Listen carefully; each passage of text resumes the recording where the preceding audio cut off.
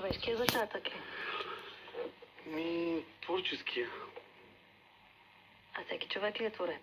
Според мен всеки човек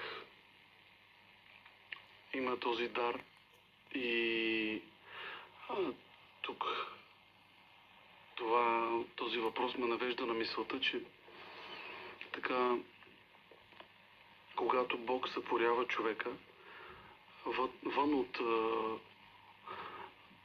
смисъл на